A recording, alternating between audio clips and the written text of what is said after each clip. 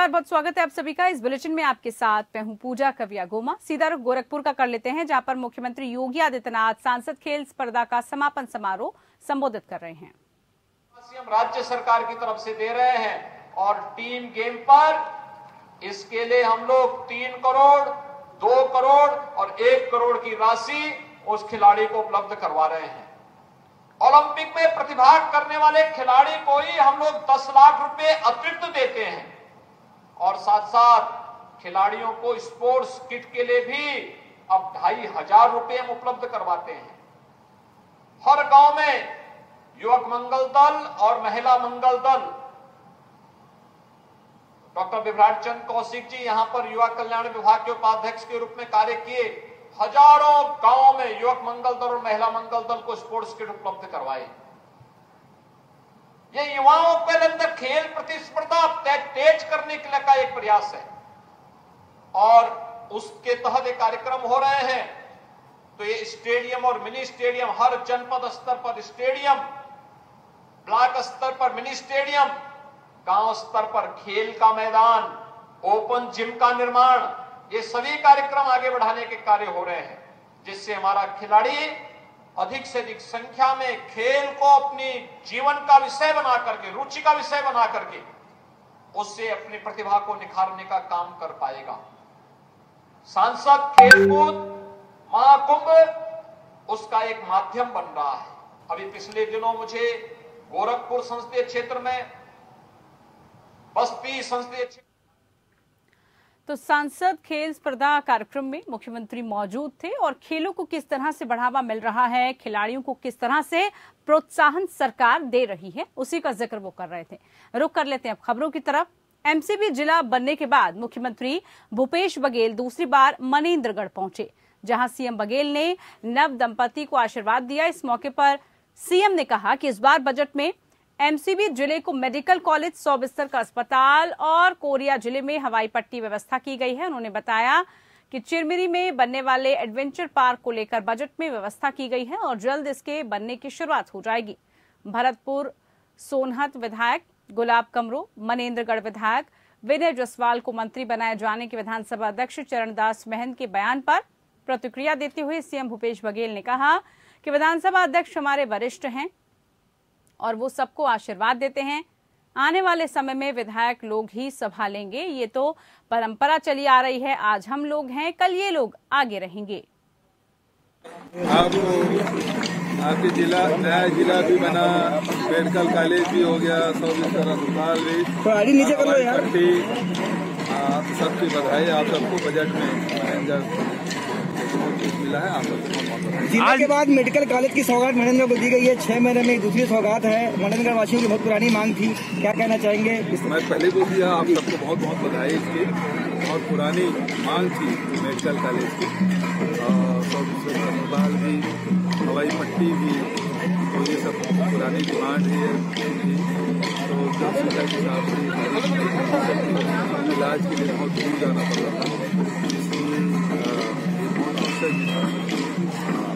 आने वाले समय में काफी दूर होगी और स्वास्थ्य सुविधाएं बहुत। तो वहीं रायपुर में बीजेपी नेता और विधायक बृजमोहन अग्रवाल और प्रदेश बीजेपी प्रवक्ता राजेश मूणत ने राज्य की भूपेश बघेल सरकार पर निशाना साधा और मूलभूत सुविधाओं को देने में नाकाम रहने का आरोप लगाया। बीजेपी नेताओं ने भूपेश बघेल पर हमला करते हुए कहा कि भूपेश बघेल को सीएम बने 4.5 साल हो गए, उन्होंने 61,000 करोड़ कर्ज का बोझ जनता के सिर पर रख दिया है। बावजूद राज्य में मूलभूत सुविधाओं का अभाव है। प्रदेश की कांग्रेस सरकार लोगों को न छत दे पा रही है, न पीने के लिए स्वच्छ जल की व्यवस्था कर रही है। बीजेपी नेताओं ने कांग्रेस सरकार की मंशा पर सवाल खड़े करते हुए कहा कि सरकार ने आखिर इन कर्ज के पैसों का क्या किया है? क्या कांग्रेस सरकार छत्तीसगढ़ियों के नाम पर कर्ज लेकर कांग्रेस पार्टी को घी पिला रही है? अगर ऐसा नहीं है तो गांव गरीब का विकास क्यों नहीं दिखता? प्रधानमंत्री आवास योजना के तहत पूरे देश के राज्यों में गरीबों को पक्का मकान मिल रहा है, लेकिन कांग्रेस शोषित आदिवासी, दलित, पिछड़ा वर्ग बाहुल्य छत्तीसगढ़ का एक ऐसा राज्य है जहां के गरीब पक्के छत के लिए तरस रहे हैं। प्रधानमंत्री होने के नाते नरेंद्र मोदी ने अपने हिस्से का आर्थिक योगदान राज्य को दिया है, लेकिन भूपेश बघेल की सरकार उदासीन बनी हुई है। कांग्रेस के लिए इससे बड़ा दुर्भाग्य क्या होगा कि प्रधानमंत्री आवास के तहत गरीबों को मकान न मिल पाने से दुखी मंत्री ने अपने पंचायत मंत्री पद से इस्तीफा दे दिया। बीजेपी नेताओं ने सरकार की मंशा पर सवाल खड़े करते हुए कहा कि प्रधानमंत्री आवास पर मुख्यमंत्री भूपेश बघेल छत्तीसगढ़ की जनता को गुमराह करके अपनी जिम्मेदारी से भाग रहे हैं। वो कितनी भी कोशिश करें, भारतीय जनता पार्टी उन्हें बेनकाब करने से पीछे हटने वाली नहीं है। भूपेश बघेल गरीबों का आवास छीनकर बैठे हैं और आवास योजना में हिस्सेदारी करने के बजाय निराधार बातें करते हैं। भूपेश बघेल ने छत्तीसगढ़ की विधानसभा में बजट भाषण में कहा कि हमने 8,44,000 मकान निर्मित कर दिए। मैं सोचता हूं कि ये तो विधानसभा की भी अवमानना है, पूरे छत्तीसगढ़ की जनता की अवमानना है। विधानसभा में असत्य कथन करना, झूठ बोलना। उन्होंने कहा कि 8,44,000 मकान हमने निर्मित किए हैं, जबकि वास्तविक स्थिति यह है कि 7,56,765 मकान ये भारतीय जनता पार्टी के शासनकाल में निर्मित हो गए थे, निर्माण हो गए थे। इन्होंने खाली 80,000 मकानों की स्वीकृति दी है और वो भी आधे अधूरे पड़े हुए हैं। अगर हम देखेंगे तो पूरे छत्तीसगढ़ में लगभग 20 लाख प्रधानमंत्री आवास बनने हैं। मोर आवास मोर अधिकार को लेकर बीजेपी ने 15 मार्च को विधानसभा घेराव करने का ऐलान किया, जिसको लेकर बीजेपी ने तैयारी तेज कर दी है, जिसके तहत दीवार लेखन का कार्य शुरू किया गया, जिसमें हितग्राहियों के आवास रोके जाने का आरोप प्रदेश सरकार पर लगाया जा रहा है। दीवार लेखन की शुरुआत करते हुए प्रदेश भारतीय जनता पार्टी के प्रवक्ता नीलू शर्मा ने कहा कि प्रदेश की भूपेश बघेल सरकार ने 18 लाख से अधिक आवासों को रोके रखा। उन्होंने आरोप लगाया कि आवास निर्माण के लिए प्रदेश सरकार अपने हिस्से का राज्यांश नहीं दे रही है। देखिए, भूपेश सरकार के द्वारा इस प्रदेश में गरीबों के हक और अधिकार के जो आवास है प्रधानमंत्री आवास योजना के अंतर्गत, उसमें 16 लाख से 18 लाख से अधिक आवासों को जो है वो अभी तक के रोक के रखा गया है।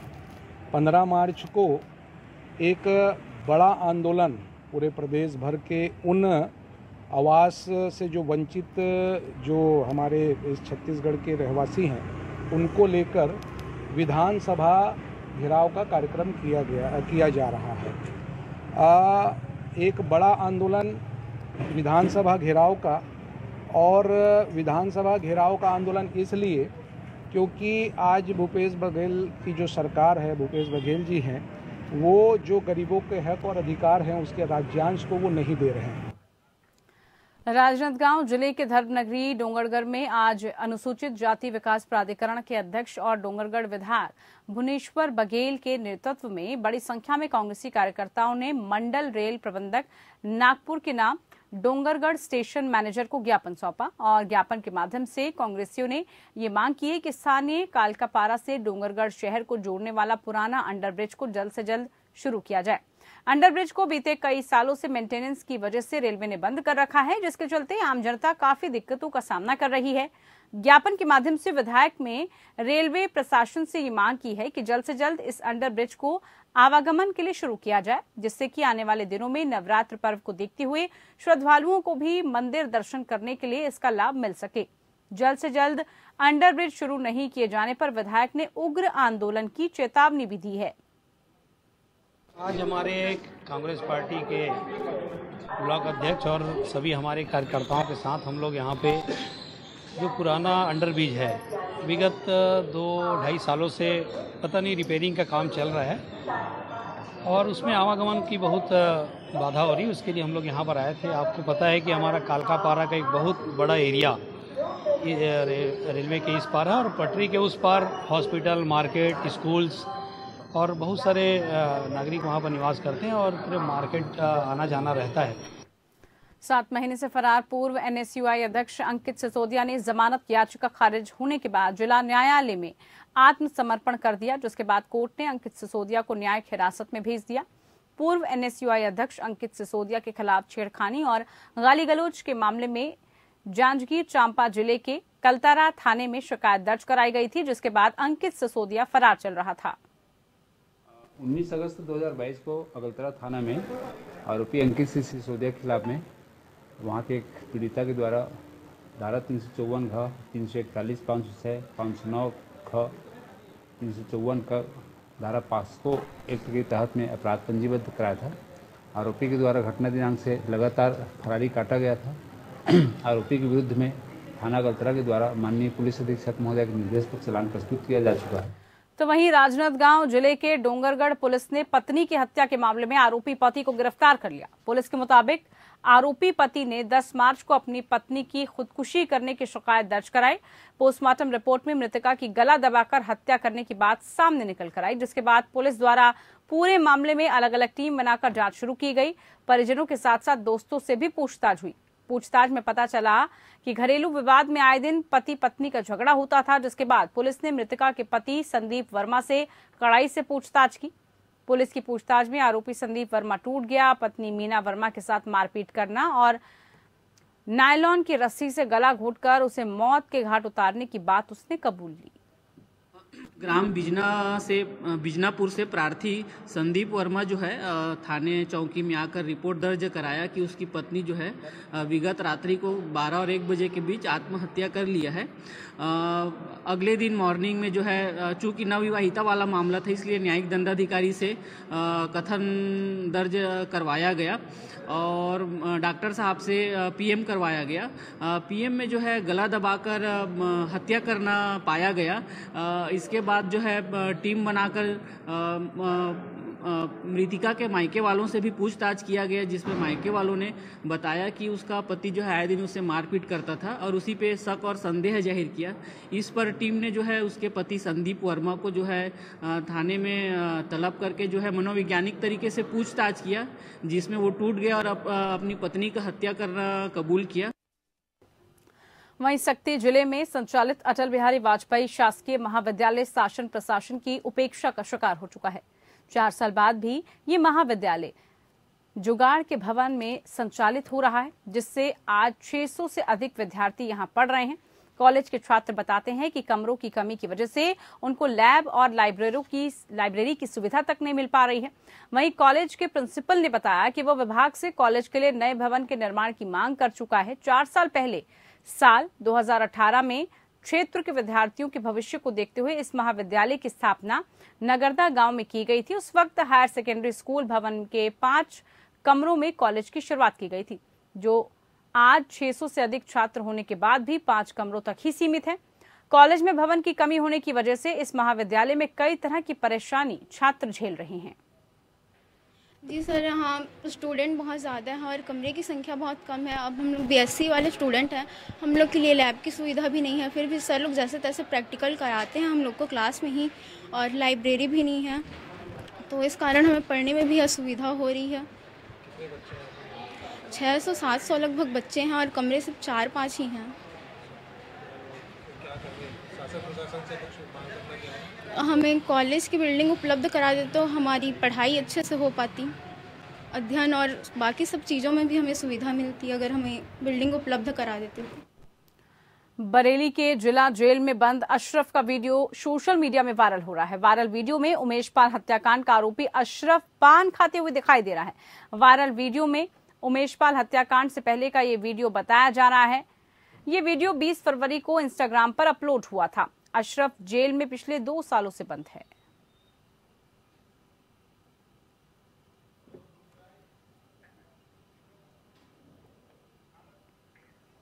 तो वहीं झारखंड के गढ़वा पुलिस ने उस समय बड़ी सफलता हाथ लगी जब उसने 6 मार्च को हुई चाकूबाजी मामले में 4 आरोपियों को गिरफ्तार कर लिया। एसडीपीओ ने बताया कि 6 मार्च को बबलू राम को चाकू मारकर हत्या कर दी गई थी, जिसमें कुछ लोग घायल भी हुए थे। पुलिस ने कार्रवाई करते हुए 4 लोगों को गिरफ्तार किया। बताया जा रहा है कि मृतक बबलू राम की मां पर डायन बिसाही होने का शक करते थे। आरोपियों ने पूरे परिवार पर आकर हमला बोल दिया। इसमें बबलू राम की मौत हो गई थी। साथ ही 4 अन्य लोगों की इसमें गिरफ्तारी हुई है और 2 लोग अभी भी फरार बताए जा रहे हैं। कसरावद में कांग्रेस कार्यकर्ताओं ने कसरावद के विधायक सचिन यादव के नेतृत्व में एसडीएम के जरिए राज्यपाल को ज्ञापन सौंपा और बेमौसम बारिश से खराब हुई फसलों का सर्वे करवाकर किसानों को मुआवजा देने की मांग की। इस मौके पर कांग्रेस कार्यकर्ताओं ने गेहूं का समर्थन मूल्य 3000 रुपए क्विंटल करने और बढ़ती महंगाई पर लगाम लगाकर गरीबों को राहत देने की मांग की। साथ ही किसानों के बिजली बिलों की दरों को कम करने की मांग की गई।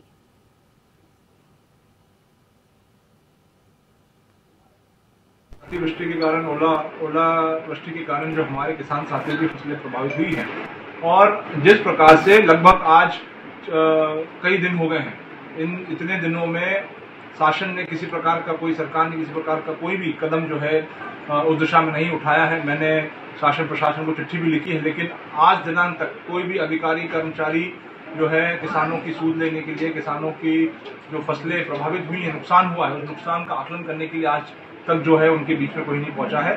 इसी तारतम्य में सरकार को जगाने के लिए और विभिन्न मांगे जो है, चाहे वो गेहूं का जो समर्थन मूल्य है उसको बढ़ा करके लगभग 3,000 रुपये करने का काम हो, जिस प्रकार से अभी किसानों को बिजली के दामों जो है बढ़े हुए हैं, बिजली की संकट उनको समस्या सामना करना पड़ रहा है।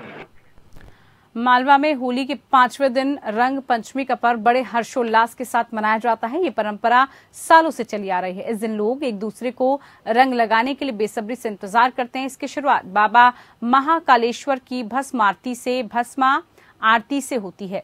सबसे पहले बाबा महाकाल को फूलों के रंगों से रंगा जाता है और उसके बाद जितने भी मंदिर के अंदर दर्शनार्थी, पंडित, पुजारी और दूसरे लोग होते हैं वो एक दूसरे को रंग लगाते हैं। रंग पंचमी पर मालवा में, विशेषकर उज्जैन में, गैर भी निकाली जाती है। सबसे पहले बाबा महाकाल की गैर निकाली जाती है, जिसमें महाकालेश्वर मंदिर में 21 ध्वज शामिल रहते हैं। इन ध्वज की शाम को पूजा होती है और उसके बाद बैंड बाजे, घोड़े गाड़ी और झांकियों के साथ महाकाल बाबा की गैर निकाली जाती है, जो महाकाल से शुरू होती है और कोट मोहल्ला, तोपखाना, दौलतगंज, नई सड़क, कटहल चौराहा, गोपाल मंदिर, पटनी बाजार, गुदरी चौराहे होते हुए महाकालेश्वर मंदिर पर खत्म होती है। रंग पंचमी के मौके पर एक नई परंपरा शुरू हो रही है। महापौर मुकेश टटवाल ने बताया कि गैर की शुरुआत महाकाल मंदिर से गोपाल मंदिर तक की जाएगी। महाकाल की रंग पंचमी महापर्व है। रंग पंचमी में बाबा महाकाल को होली खेली जाती है और आज यहाँ बाबा महाकाल का ध्वज चल समारोह निकलेगा। शाम को यहाँ 5 बजे वीरभद्र की आरती होती है, ध्वज चल समारोह निकलता है और शहर में घूमता है। आज बाबा महाकाल की भस्म आरती हुई है, उसमें विशेष पंचामृत पूजा हुआ है। दही दूध शहद शक्कर से, फलों से, रस से हुआ है और भगवान को, बाबा महाकाल को भांग का श्रृंगार हुआ। भांग के श्रृंगार के बाद भस्म चढ़ के आरती हुई और आरती में आज बाबा महाकाल को टेसू के फूल से, उसको उगाल के ओरिजिनल फूल से बाबा की होली खेली जाती है। और बाबा होली के बाद में समस्त भक्तों के ऊपर भी उसको कलर उड़ाया जाता है। वो ये कलर के भगवान समस्त भक्तों का कल्याण करे। सरकार के लाख कोशिशों के बावजूद मानव तस्करी, खासकर महिलाओं की तस्करी, रुकने का नाम नहीं ले रही है। दलाल असम, पंजाब, उत्तर प्रदेश, महाराष्ट्र जैसे राज्यों की महिलाओं को विदेश में नौकरी देने का लालच देकर विदेश भेज देते हैं। विदेश पहुंचते ही महिलाओं का शोषण शुरू हो जाता है। तस्वीरों में दिख रही महिलाओं को अच्छी नौकरी और बेहतर जिंदगी का लालच देकर ओमान भेजा गया, लेकिन ये महिलाएं अब भारत लौटना चाहती हैं। इन महिलाओं के मुताबिक इन महिलाओं को कुछ दिन तक काम भी कराया गया, लेकिन कुछ दिनों बाद ही उनको पता चला कि बिचौलियों ने पैसे लेकर उनका सौदा वहां के स्थानीय आदमियों के साथ कर दिया। हालांकि इन बंदी बनाई गई महिलाओं में से एक महिला अपनी जान बचाकर भारत लौटी भी है। महिला ने जब पूरी घटना की जानकारी थाने पुलिस को दी तो पुलिस ने मामले को बड़ी गंभीरता से लेते हुए वीजा दिलाने वाली एक महिला और उसके साथी को गिरफ्तार किया। सर वहाँ पे जहाँ पे मुझे उनको पता चला कि मैं मालूमात करने के लिए आई, कुछ वीडियो मैं चोरी छुप के निकाल के मैं यहाँ पे हमारे छत्रपति मराठा साम्राज्य संगठन के लोगों को मैं भेजती गई। तो उनको जब पता चला उन्होंने तब मुझे 2 दिन लॉकअप बाहर से लॉक करके एक रूम में रखा। वहाँ पे देखा मैंने यंग लड़की लोग थी, 3 पंजाब की लेडीज थी, लड़की लोग थी, यंग लड़की लोग, उनको नर्स के काम के लिए भेजा गया था। 1 लड़की को और 2 लड़की लोग को मॉल में सेल्स गर्ल्स के काम के लिए भेजा था, लेकिन काम वगैरह कुछ नहीं था। और वहाँ पे एक मुमरा की लेडीज थी, और फिर हम लोगों ने 3-4 लेडीज मिलके दीवार में से एसी निकाला। वहाँ से 1:30-2 बजे हम लोगों ने उनको फर्स्ट फ्लोर से नीचे उड़ी मारने के लिए बोला, उन्होंने कूदी मारी और उनको एमबीसी ऑफिस में हमने पहुंचा दिया।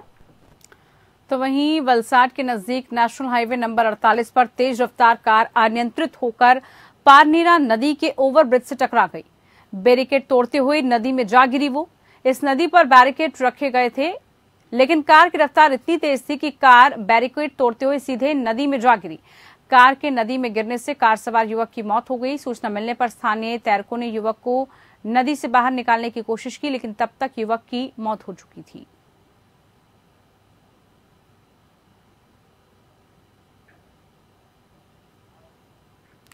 उत्तराखंड विधानसभा का बजट सत्र 13 मार्च यानी कि कल से शुरू होने जा रहा है, जिसको लेकर शासन प्रशासन की तैयारियां पूरी हो चुकी हैं।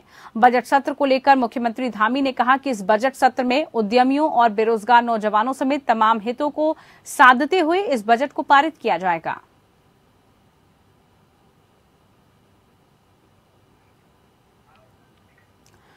देहरादून के पटेल नगर थाने से कुछ दिन पहले एक सनसनीखेज मामला सामने आया था, जिसमें 75 वर्षीय एक महिला की गला रेतकर हत्या कर दी गई थी।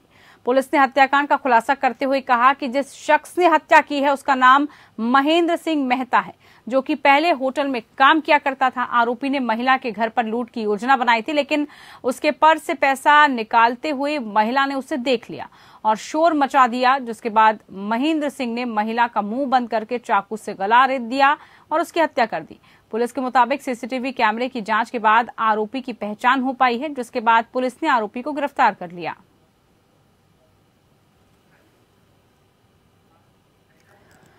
13 मार्च से शुरू हो रहे बजट सत्र को लेकर पुलिस प्रशासन ने अपनी तैयारियां पूरी कर ली है। सुरक्षा की दृष्टि से पुलिस के द्वारा पर्याप्त पुलिस फोर्स भी तैनात की गई है।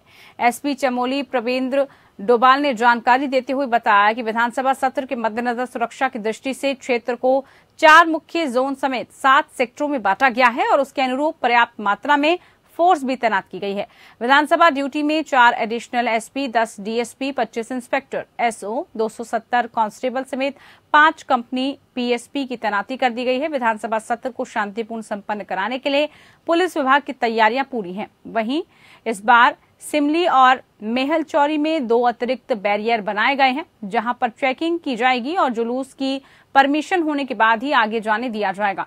जुलूस निकालने से पहले अनुमति लेना आवश्यक होगा। बिना अनुमति के जरूर पूरी तरह से प्रतिबंधित रहेगा।